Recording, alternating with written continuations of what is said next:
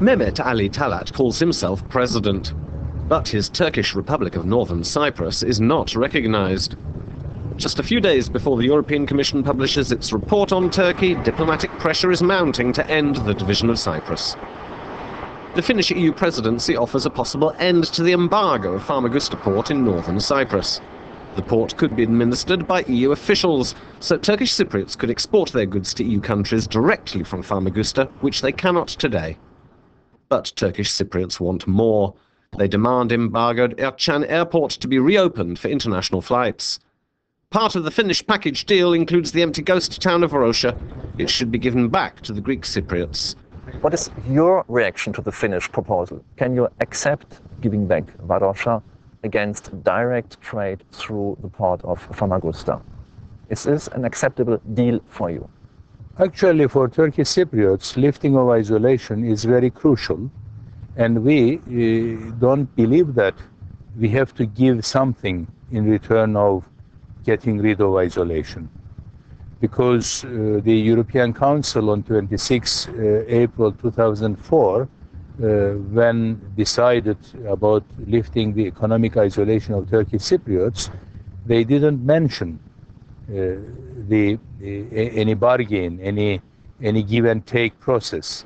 But now, in return of only a limited lifting of isolation, which is direct trade, they are asking us to hand over Varosha to United Nations. In case of a comprehensive solution, we are ready to negotiate Varosha, that's right. But in case of lifting isolation and partial lifting of isolation, of course, it is not fair to ask for Varosha. What is your perspective? Can the Greek Cypriot refugees go back to their homes? Refugees, you said refugees, but I mean, after 30 and so years, most of them are rehabilitated. And they are not anymore refugees, but you are right, they are dislocated people, actually. And some of them, and really a considerable number of them, will find that opportunity. The South is saying they won't accept direct trade through Turkish Cypriot airports. What is your reaction on this? It's a good question. Actually, we are asking inclusion of direct flights from our airports and exclusion of Varosha. Direct flights, financial aid and direct trade regulation of the European Union regulations, the two regulations, they are not related with comprehensive solution, but they are related with lifting the isolation. So for us, actually inclusion of Ercan airport for direct flights is a very important issue. Is the opening of the northern airports a condition you're putting forward? Mm-hmm.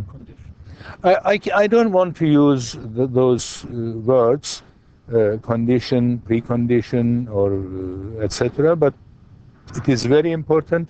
The proposal as it stands now is not fair, is not balanced.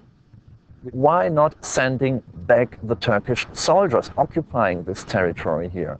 Are you not feeling safe here? Just imagine Cyprus being in the European Union, Turkey out of the European Union.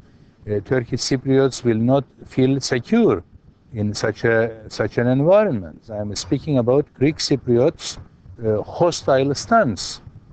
Even now they are trying to strangulate Turkish Cypriots on everything, in every aspect of life.